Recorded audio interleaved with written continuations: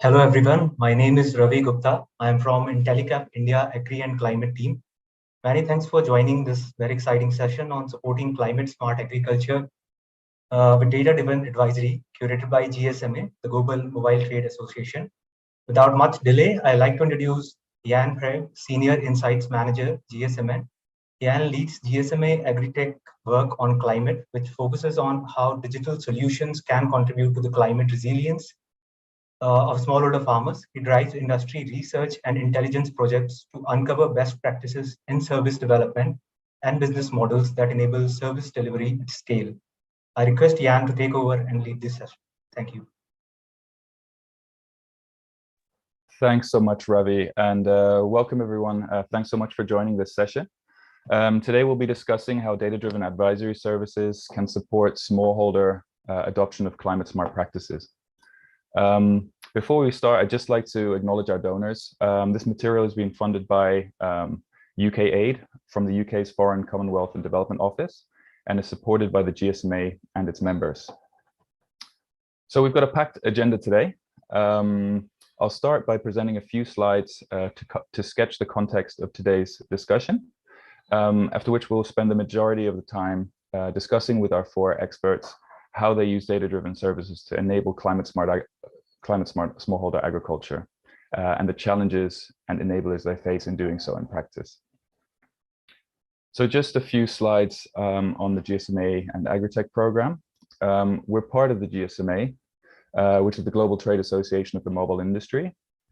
We have more than 750 mobile operators who are members and almost 400 companies in the broader mobile ecosystem. And within the GSMA, there's a not-for-profit unit called Mobile for Development, which is positioned at the intersection of the mobile ecosystem and the development sector to stimulate digital innovation and deliver both sustainable business and large-scale socioeconomic impact for the underserved.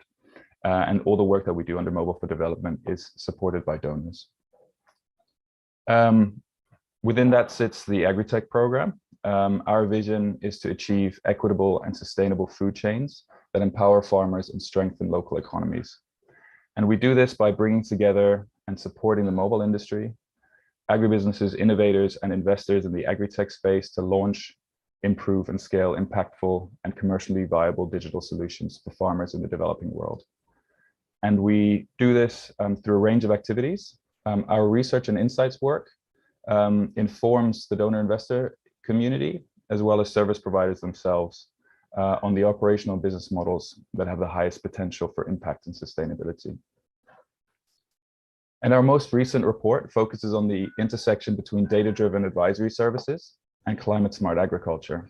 It explores how dynamic and contextualized advisory services can enable smallholder farmers to become more resilient to climate shocks by identifying and adopting relevant practices. So the following slides draw from this report to define the key concepts and provide some context to our panel discussion. So climate change is affecting food production through rising temperatures, changing precipitation patterns, and greater frequency of extreme weather events. As you can see from this map, a number of climate risks challenge societies around the world, with tropical areas facing risks of flooding or wildfires, and arid areas becoming hotter and drier. Smallholder farmers are responsible for the food security of 2 billion people around the world, yet they are disproportionately affected by climate hazards due to their reliance on rain-fed agriculture and ecosystems that are becoming increasingly depleted and disrupted. In order to maintain food security and improve rural livelihoods in the face of a changing climate, food systems must adapt to manage and mitigate these increasing challenges. So climate-smart agriculture is a way of identifying those practices that achieve three interlinked goals: increased productivity and profitability, adaptation to climate change, which means the ability to anticipate, respond to, and recover from climate shocks, and the mitigation of climate change, meaning the reduction of greenhouse gas emissions or the sequestration of carbon from the atmosphere. And while climate smartness is defined by the ability to address these three goals in a specific context, a number of practices have been identified that are considered climate smart across a wide range of regions and crops, with examples including water management, which includes practices such as the planting of planting pitch pits, which you can see in the picture in the bottom right of this slide. And this aids in soil water retention, which is a key to adaptation in dry areas.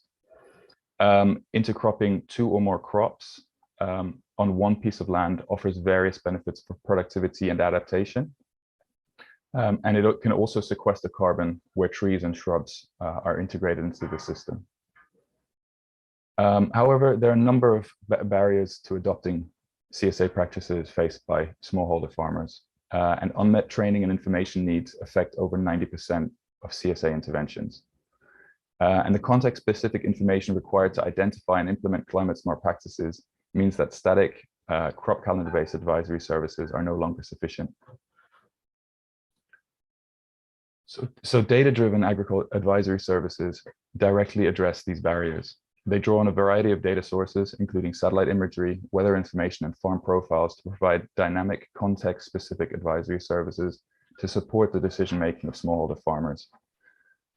And digital advisory services have been shown to be a cost-effective way to improve yields and influence the adoption of beneficial agricultural practices, as well as improve farmers' ability to plan production and deal with weather-related risks. And it's expected that data-driven advisory services will build on this impact through providing increasingly personalized content. Nigeria, Kenya, and India are pioneers in the adoption of Agritech innovation and have sophisticated and diverse digital agriculture ecosystems. Data-driven agricultural providers in these markets were landscaped for our report in order to identify emerging trends and best practices. The types of services we profiled include precision agriculture services, which utilize farm-specific data collected through proprietary technology to provide hyper-localized advisory services, and digital climate advisory services, which combine a variety of secondary and primary data to tailor advisory messages to local and seasonal conditions. So some examples of precision agriculture service providers are Beat Drone in Nigeria, who provide drone services for crop planning and monitoring, and Plantix in India, which provides crop and pest and disease diagnosis through image recognition delivered through a mobile application. Examples of digital climate advisory services are iShamba in Kenya, which provide advisory only services through a number of mobile channels, or Dehat in India, which provide advisory as part of a bundle of agriculture services. And what we found is really that data-driven services rely on an ecosystem of complementary actors that each contribute to the service creation steps, which are data collection and analysis, content development, and service delivery. Agritech organizations are typically service owners that can contribute to all of the service creation steps. They are typically either experts in the application of human-centered design, which ensures that content developed and the delivery channels used can effectively reach and affect behavior change in all of the targeted groups, including marginalized groups. And there are also bundled advisory services, which are typically provided by agritechs that are digitizing other value chain steps, such as crop procurement and input provision. In these cases, advisory services are often cross-subsidized from revenue-generating activities. Agricultural research institutes are key enablers for data-driven services and climate-smart advisory, as they often develop or vet the quality of advisory content through expert assessment of the available data. Extension services, be they public or private, provide essential ground-level data collection required to build farmer profile that enable the delivery of personalized content, with farm location and crops cultivated being key data points. Finally, weather and precision agriculture providers add further localized data that can be used in the development of advisory content. And really, the absence of any of these key roles or key actors will result in a significantly reduced ability to provide dynamic, climate-sensitive advisory services to smallholder farmers. So having provided some of the context, we'll now move on to our panel discussion, in which we have 4 speakers that represent various organizations operating in this ecosystem. So I'm very grateful to be able to introduce 4 distinguished speakers on our panel. We have Krishnan Palasna, who is Country Director for Digital Green in India. Morab Namgal, who is Head of Agritech at IFCO Kisan in India. I'd like to welcome Boniface Akuku, who is Director of ICT at the Kenya Agriculture and Livestock Research Organization. And last but not least, Annie Ghosh, who is a scientist at Alliance Biodiversity International, CIAT, in Kenya.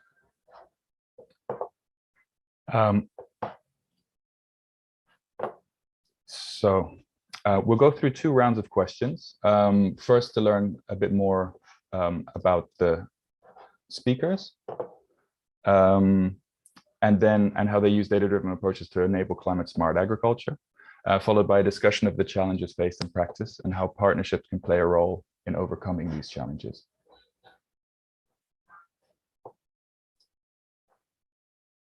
So Annie, I'd like to start with you. So you're part of a research organization that provides some of this very important content. Could you provide, just briefly share an overview of the work you're involved with at CIAT, and talk a bit about how it relates to climate smart agriculture specifically? Yeah, thank you, Ian. So, I'd just like to give a bit more background about what, our organization is. So our organization is a part of a network of international agri-research institutions, broadly known as CGIAR, and we are active across multiple countries throughout the world.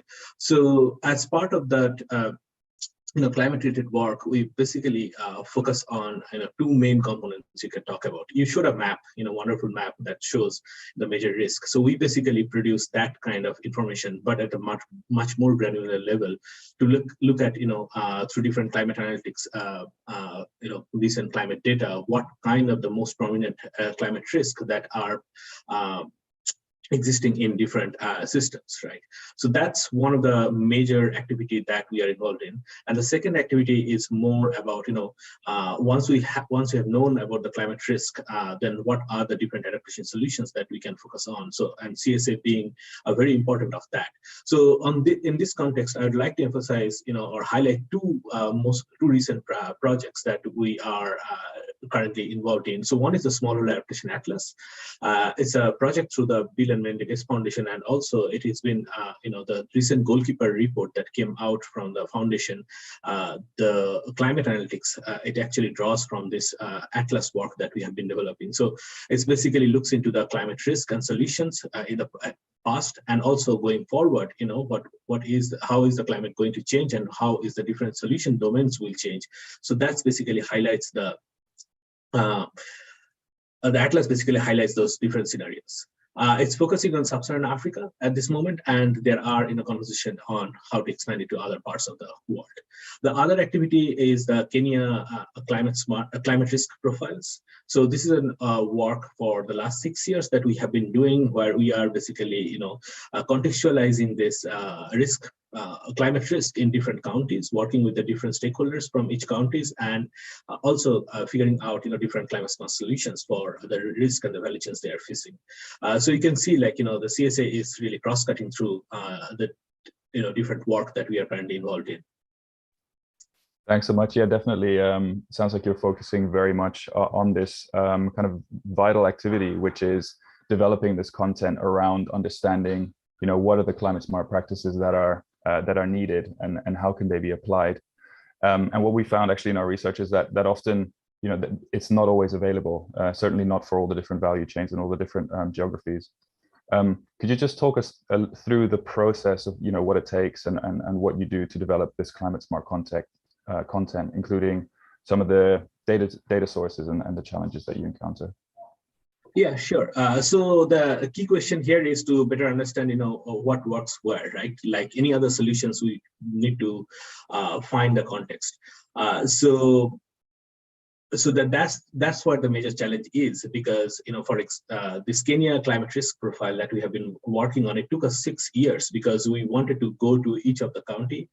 We wanted to work with the county stakeholders and describe them what we are finding from the different climate models, and how that relates with their experience of the climate change scenarios, like what is their perception and how that is matching. Because that's very important, because oftentimes what happens is we find something from the modeling output, and then when you go to the local experts, and they have a very different type of perception. So we wanted to marry both these approaches and come to a common understanding of where we know that exactly what kind of at the local context, what kind of risks are faced and what kind of solutions might work best in that context, right?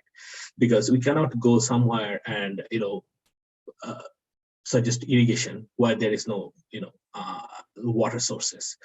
So this activity, building with or co-developing with the stakeholder is the most critical one, and that's what is sometimes slows the process, but also it's also very important to make the solutions more effective so that the uptake there is a better potential for the uptake. Thanks so much. Yeah, so from what I understand, there's a lot of kind of the data collection and the analysis on the digital side, but actually the on the ground component in terms of understanding the community, the local communities, and talking to the experts there is also kind of vital to making the translation of the data to the actual practices. Thanks so much. So with that, I'd like to move on to Krishnan. Welcome again, and thanks so much for joining. Could you just briefly start off by sharing an overview of the services that Digital Green offers? Sure. Thanks, Jan. Good afternoon, everyone from New Delhi, India. We have got about 70 participants here, and I want to start with who a farmer is. So on one side, we have got somebody who has to understand plant science, who has to understand soil chemistry, who has to understand mathematics, finance, markets, and all those related aspects. If a farmer is a company, would have been having 6 vice presidents to manage all those functions.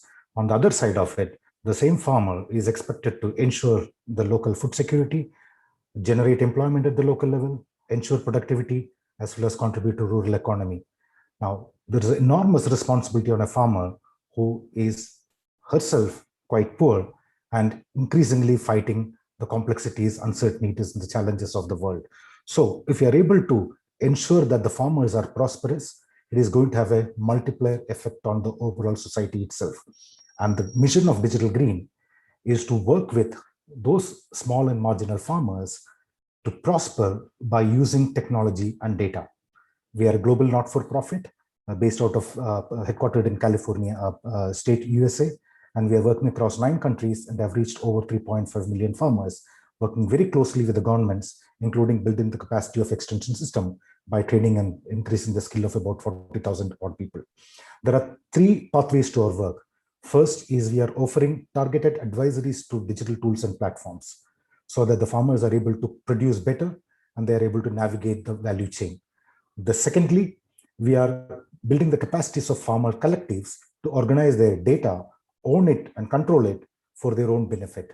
And the third one, we are also offering a secure data exchange platform for the ecosystem itself to offer higher value proposition for the farmers.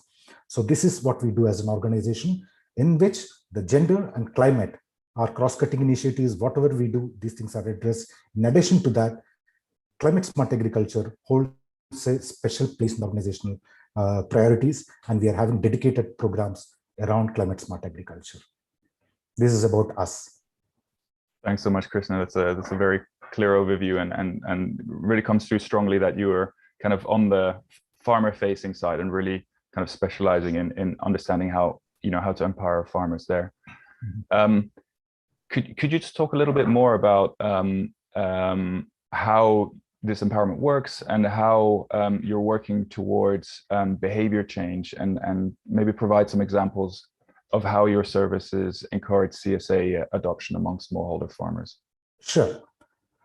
The targeted program that we are having on climate smart agriculture has 3 parts to it. The first part is that we are providing video-based advisories to induce behavior change and adopt climate smart production practices by farmers. We convert high-level technical outputs into stories, into content that the farmers can easily understand and disseminate it through short videos using multiple platforms. These advisories also help farmers to understand the immediate benefits of switching to climate smart agriculture. The second part of it is we are collecting data as a part of this through a digital wallet. This wallet is owned by the farmer. That helps them to hold that data themselves. And this data not only helps us in tailoring advisories to specific farmers' needs, but also to quantify emissions from the farms itself.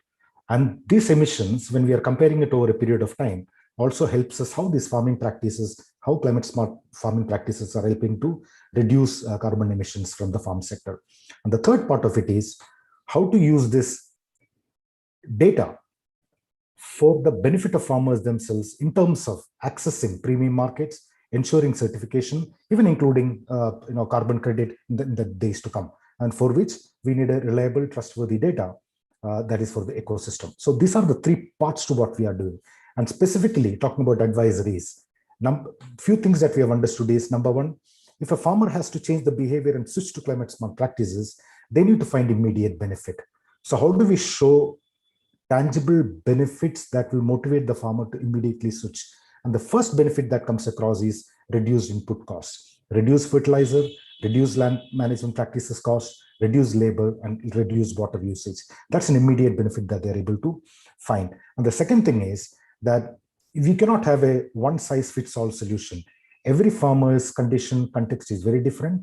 And how do we ensure that they are receiving very specific tailor-made advisory to meet their pain points is something that we have specialized in. And the technology, the digital solution, offers us a possibility of providing that targeted advisories at scale. And the third part of it is, while the technology or the internet connectivity is booming, only about 20-25% of the farmers have access to smartphones right now. So we need to use, while using smartphones, we also need to ensure that other farmers who are the last mile connectivity, who do not have smartphones, are also able to reap the fruits of climate smart agriculture as they continue in their cultivation. So the whole idea of using advisories is to ensure that farmers are getting tangible benefits, and there's a societal behavioral change that happens in adopting climate smart practices. Thanks so much. That's very clear. And you make a good point that it's not enough to just provide advisory. It needs to be packaged and personalized in a way that farmers recognize the benefit and are able to kind of adapt their practices. Thanks so much. Boniface, I'd like to turn to you. Also, welcome again, and thanks for joining. Could you talk a little bit more about your work and the projects that you're involved in at Kalro in Kenya? Okay, thank you, Jan. Thank you, everybody in attendance. Yes, I think what we discovered 10 years ago is that it's not the absence or lack of information, data, or knowledge that can support farmers. But the problem has been, how can we make it available, accessible, and usable? And in that context, we decided to digitize all the research knowledge and information and data that's available, so that it can be available anywhere, anytime, any device that can easily be accessed and usable. And to do so, we realized that we needed to create an enabling environment where we need, as a government or as a part of the government, we need to support the private sector. So we invested in the big data platform, which is a robust data infrastructure that enable us to ingest and harvest all the research data, all the agricultural data within the country, that again can also help both private sector and public sector to make it available, accessible, and usable. And the third thing we did is that people have been talking about, and even in this conference, talk about changing the life of farmers.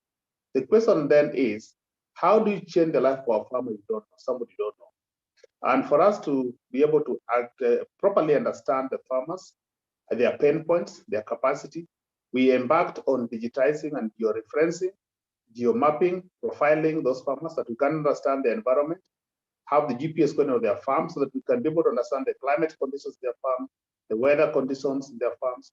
And this was quite one thing. The last thing we've done is that having data is not just enough. We will have the data, we'll have the knowledge and the information available digitized, but how then do we turn them into services and then disseminate them to farmers? And therefore, we decided now to disseminate, turn this data into services, into agronomic advisories, pest advisories, weather advisories, market advisories. And we realized that technology can also be exclusive. And therefore, we came up with 4 channels through which we are disseminating the information and the services. There's a web portal, USSD, and SMS platform.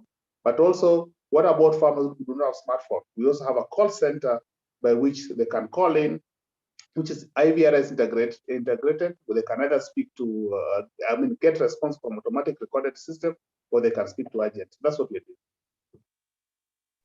Thanks so much. That's very kind of comprehensive kind of activities around digitizing some of the data, integrating data sources, collecting data, but then also developing services on top of that data.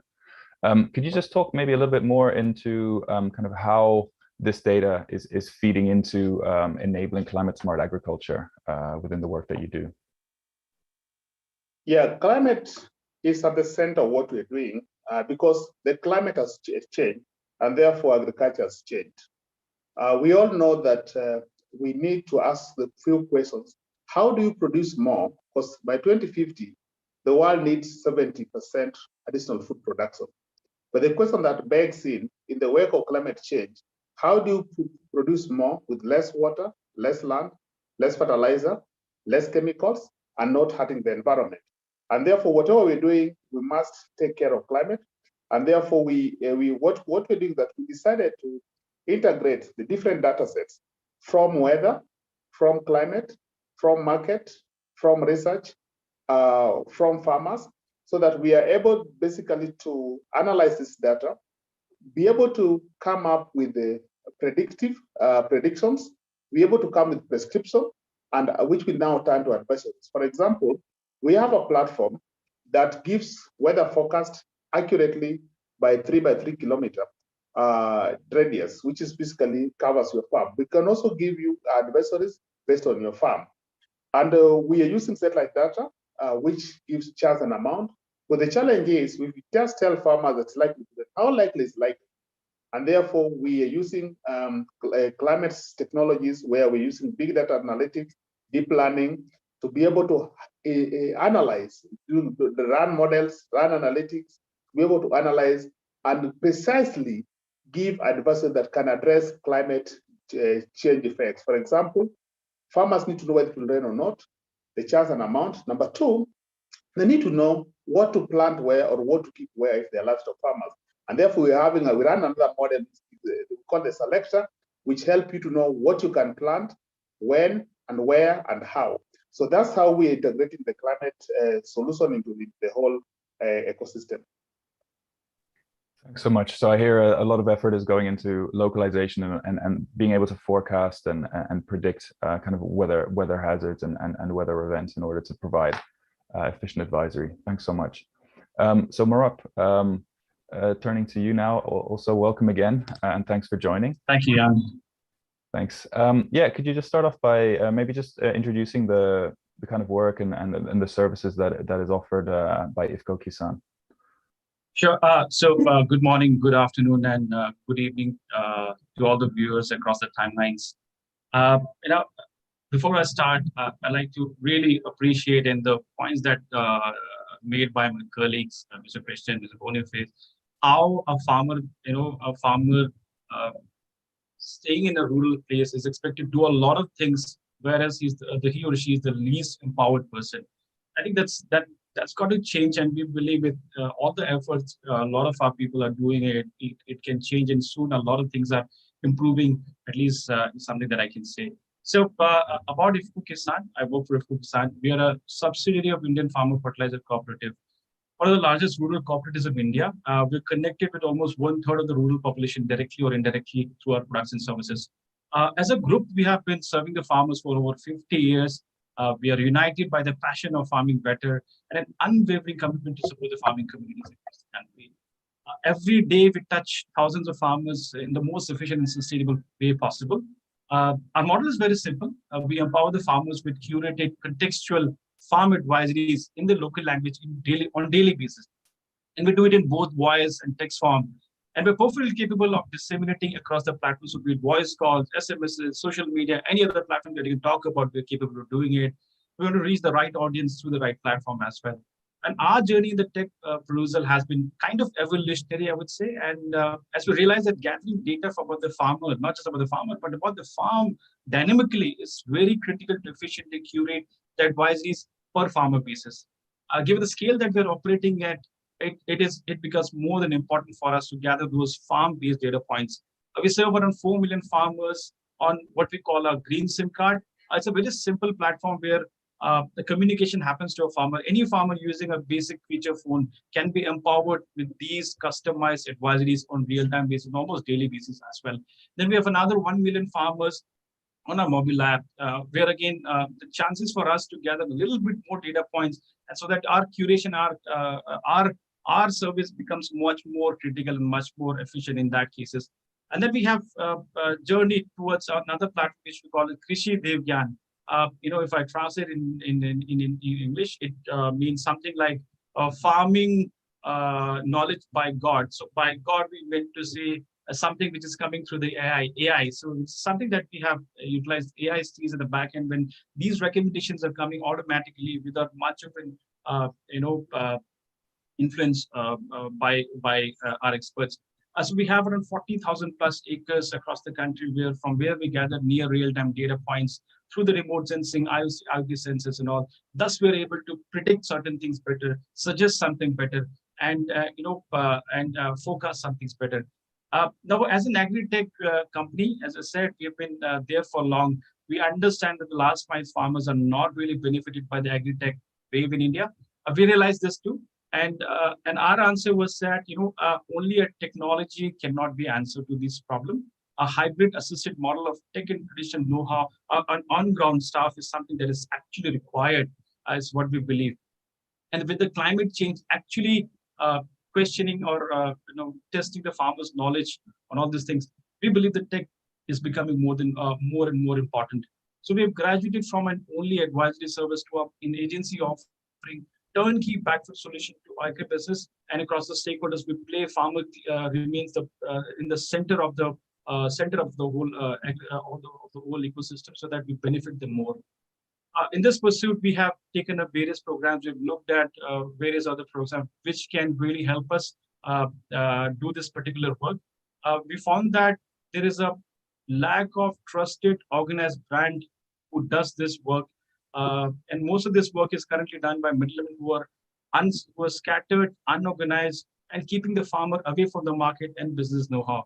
So we want to step in here and play that role and see that can we actually offer complete turnkey business. On one side, we have the buyers, and on one side, we have the farmers. And we integrate both these guys through technology and our on-ground support. We've taken up certain progresses, such as one of the key projects that we're right now taking up is biofortified crops, CBC commercialization of biofortified crops. One of the CGIS partners, Harvest Plus, we're working with them to actually offer complete seed to markets offerings for the farmers and the agribusiness. And this has only been possible through the cutting edge technology integrations. And we've done it from some other crops such as chilies, tomato, ashwagandha, and we want to add more and more crop profiles so that we can include most of the farmers in all the profiles. So as I said, from the advisories to the cutting edge technology, we want to add the farmers in all these three buckets, and most of the last bucket is something that we're really keen to empower these farmers. So this is in a nutshell what IFFCO Kisan does, and that's been our operation. Thank you. Thanks so much, Morup. So yeah, here again, kind of the there's the digital aspect, but very strongly there's a need of deepening kind of your on the ground activities. And really interesting to hear that actually kind of the climate smart work that you're doing is through kind of enabling value chains and through kind of full value chain digitized services that can enable farmers to uptake these practices. So thanks so much. I'm actually going to move to the second round of questioning now. And I'd like to, I can see that people have already been putting questions into the Whova app. So please keep those coming. We'll come to those at the end of our discussion round. I'd like to go back to Annie and just learn a little bit more about how you work with partners to ensure your work has a maximum impact and reaches smallholder farmers. Yeah, that's a great question, and the answer is quite clear. Listening to Morup and Krishnan is basically to work with partners who are the farmer-facing organizations. So in Kenya, we partner with organization called Media Eye, and they run two very successful farmer dissemination program. One is called Shamba Shape Up, and this is called iShamba. So Shamba Shape Up is a TV program, farm makeover show, and it has a huge reach. It reaches around 8 million viewers every week. So what we do, I talked about this climate risk profiles and climate smart agriculture contents that we develop. So we basically work with Shamba Shape Up to give that a different view, right? So we, Digital Green has been doing a lot of video content creation, but in this case, the video content is actually, recorded on the farmer's field, and it goes live on air on TV. So that we have seen that, even at this moment, different between different type of digital media that we can use, TV has a huge reach. And the next component is working with a sister organization to Shamba Shape Up is iShamba, which is a mobile advisory platform, and that also reaches around 600,000 farmers, a network that they have across Kenya. So what iShamba does is basically takes this kind of content that goes into the TV program and make it translated to 140 character text messages that follows the TV programs, and the farmers also have the option to call in the iShamba call center and learn more about it. Now, this is what I say, more of a passive behavioral change in the CSA sector. Now, if we have to make real other changes, then we have to also empower the farmers with different services that goes along with the advisory, right? Like we can ask the farmer to do, mulching. We can ask the farmer to do, follow certain CSA practices, but the farmers need the capital. So for doing that, and they also need to protect their protect their, production. So to do that, we also work with different financial organizations. So for example, we work with Econ Africa in Kenya. They are primarily insurance service provider. So we bundle the agro advisory related to CSA with insurance.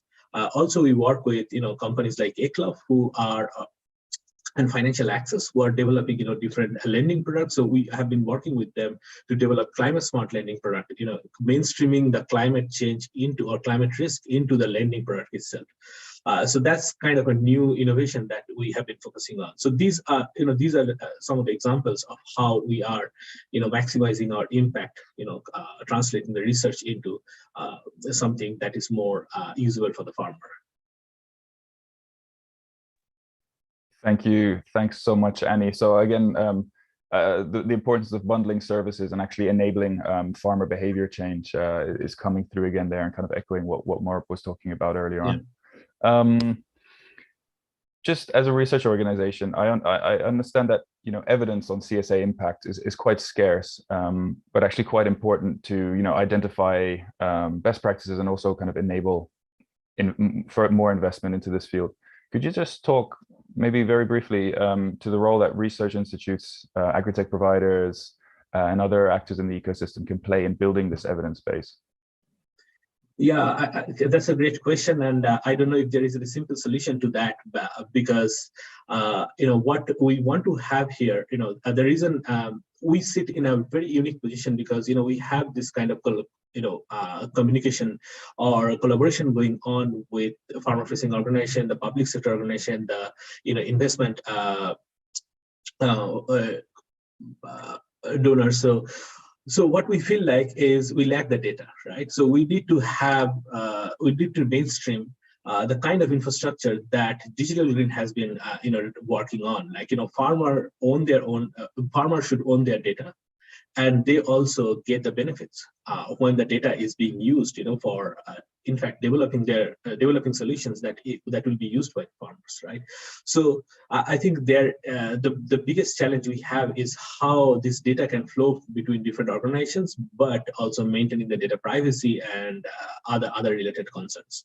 So this is the key, what we feel like that needs to be addressed, through different type of collaborations that we are having in this sector. Great, thanks so much. And that's kind of echoing again what Krishnan was talking about in terms of empowering farmers by being able to kind of collect and own their own data and being able to share that data and but yet still remain kind of in control about how it's used. Thanks so much. Moving on to Krishnan again. You mentioned earlier that enabling behavior change is really it's really important to have personalized advisory and to demonstrate tangible benefits. In developing services that meet these requirements, could you just talk us through some of the kind of main challenges that you encounter? Sure, yeah. And before that, the beauty of such platforms is also the learnings that we have in the partnerships that emerges. And I'll surely be in touch with Annie in the days to come to explore ways of working together. Thanks for that.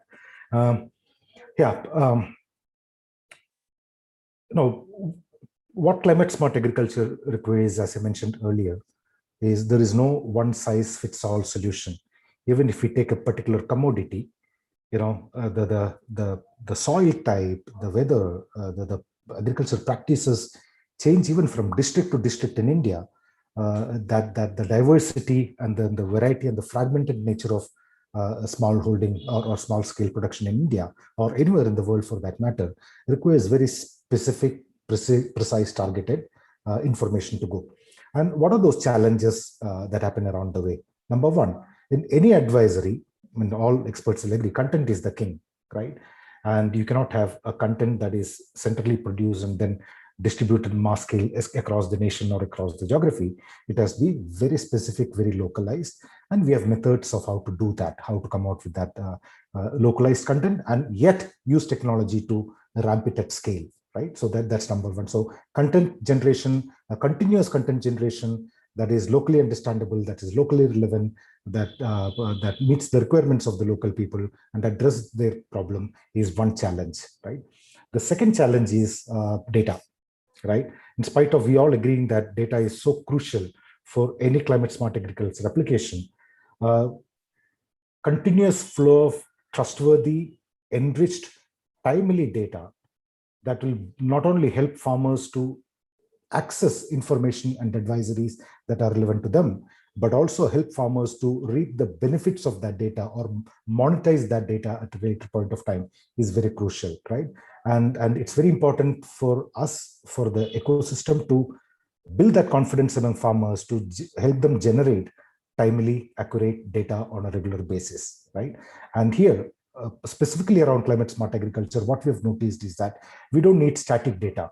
What we need is the dynamic data about how much water did they use, what kind of fertilizer, when did they apply that fertilizer, what is the land management practice that they have, which is very different from the static data that is typically collected, right? So a robust data collection is very important for this. The third one is, a lack of almost non-existent measurement reporting verification system in agricultural sector. Of course, experiments have happened, but they have been very costly. How do we come out with a scalable, impactful MRV system for the agriculture sector is very interesting, very important. We are currently piloting one such initiative in Bihar. I have discussed that with Jan before, where we are actually using data triangulation to come out with that reliable, trustworthy data for an MRV. And in that case, how do we actually combine the farmer level data to some of those public data sets like satellite data, weather data, etc., is going to be very, very important. And the fourth challenge is, while it is a blessing, it can also be a challenge, is working with public institutions and the governments, right? Particularly, meeting those expectations. And while the vision, while the objective or the goals might be quite similar at the higher level, as we go down the ladder of that system, it becomes quite challenging with multiple priorities that they have on ground at various points of time. So that is both opportunity as well as a challenge that I find. So 4 challenges that I mentioned so far towards ensuring efficient CSA system. Thanks so much, Krishnan. And just in keeping with that kind of necessity to have this ground level, more efforts in ground level data connection, I'd like to ask you, Boniface. You mentioned that one of the areas of your work is to focus on capacity building of local agencies and farmer-facing organizations. Could you talk through, you know, the need for, you know, the capacity building of these organizations and the kind of the work that you're doing there? Thank you, Jan, once again. Yes, I think our partnership philosophy is that no one can make it alone or can do it alone. And then we realize that, as I said earlier, we're trying to address the challenges that are facing farmers in terms of how do we make the information or knowledge or data available to them, accessible and usable. And therefore, we realize that the aspect of capacity building is quite key. Particularly talk about climate smart technologies, or talk about digitization. We realize that it's very good, important to build the capacity. So what we're doing, that we have trained out of the 2.9 million farmers we have in our database, we have trained over 1 million of those farmers. So we've been training those farmers directly. We realize that we need to deal with farmers directly, and we also need to deal with farmer-facing organizations, and we also need to deal with government. This is because we give direct advisory to farmers, so therefore it's important to build their capacity that they're able to use these advisories we're giving. Because it's just one thing to give advisories and give services, and it's another thing for them to be used. And therefore we realize that capacity building is key in ensuring that the usability of this advisory or these services is actually there. So we've been training farmers directly. We've been training, working with farmer-facing organizations, like we have about over 30 private sector actors, innovators that are giving farmers advisories and the services we're working with, giving them data, training, and support. We're working with the county government. We're also working with the national government to be able to build the capacity, and also to not only capacity in training, but also capacity in providing them with the right information, with the right data, with the right knowledge, because Calro is a kitchen where agricultural knowledge, data, and information is being cooked. And therefore, we know that we need a very active public sector and a very active private sector. Yeah. Thanks so much. So it's yeah, really about enabling the farmer-facing organizations to make use of all this advisory and be able to put it into practice. Thank you. I'm just conscious of time, so I'll ask one last question to Morup before we open to questions from the audience. You were talking about the kind of the end-to-end approach in providing services. And I was impressed by this because it's a kind of a novel way that opens up kind of new value chains to farmers. And I would like to understand a bit more about the business model behind this end-to-end approach, and how that works and how it potentially scales to new value chains. Yeah, so thank you, Jan. That's a great question. So the challenge, or let me start with the challenge. I think the reason why like agribusiness or any buyer is not actually willing to directly connect with the farmers, or the small farmer in this case particularly, is because there is a lack of traceability, there's a lack of trust, and a lot of other supply chain issues, of course. Now, the concept which Government of India is really promoting right now is the concept of farmer producers organization. So, government is really bullish to actually scale it up to 10,000 ones, and it's going great, right? And I think this should be a game changer where if everything goes on as planned, this can really change the scenario of Indian agriculture. Our case is something where we are also trying to dovetail or utilize this whole idea. The only challenge that we see is that there is a lack of data, farm level data, which many of my colleagues also mentioned. So if you look at the challenge most of these guys are facing is the lack of farm level data and data across the disintegrated stakeholders of the supply chain. I think with so to say, a digital twin of a farm is something missing, which is really prohibiting these farmers to progress and to take a call whether to go for variety A or variety. So that's the challenge on that front. I think with technology it will change. But the next set of challenge, I think these FPOs, if they're not empowered with these technologies, if they're not capacity built on this front, I think the challenge would be that while we'll have armies of FPOs or the farmer clusters, what we've observed is that most of these agribusinesses or the FPOs, they do not have the trained executives who can utilize these technologies which are existing already. So that's something. So our case is that we want to work on both fronts, not just for the farmer, but also for the FPOs as well. And we believe if we're able to streamline and empower these two guys, on the farmer front, we have different apps and technologies which will be more farmer focused, something like suggestions only that, okay, this is if you are belonging to demography A, geography A, maybe this is the best time for you to grow variety A. So that's kind of recommendation simply wanted to. How do we do that? Unless we have the digital twin of that, we will be able to do that. It's a case of gathering more data and making it better. We take help from, Mr. Anirudh here, researchers like them. They're working on this recommendation. These are something already available.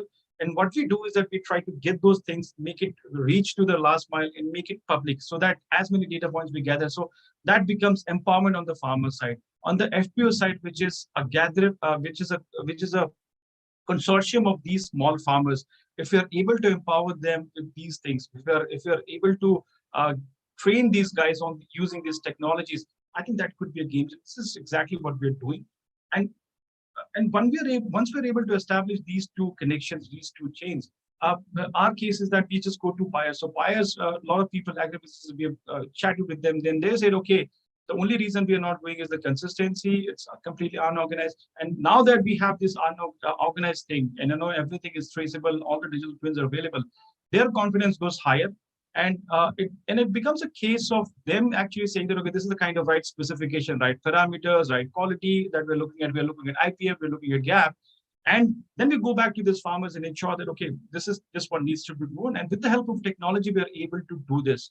So a very simple model. Once we're able to do the groundwork, as and when the FPOs or the farmers we're able to empower, we go back to these guys and say, we can grow this. Whatever specification they're looking for, we can do it completely data-driven. So this is something we are doing differently from an average middleman who is completely unorganized, as I stated earlier.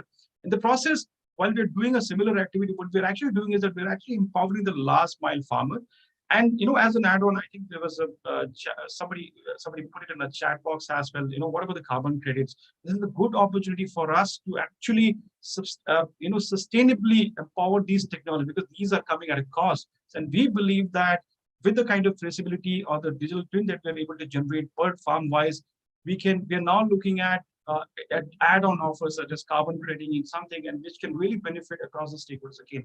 So we are going as a simple model. A couple of projects which have really taken off so far is a CVC program, which I mentioned.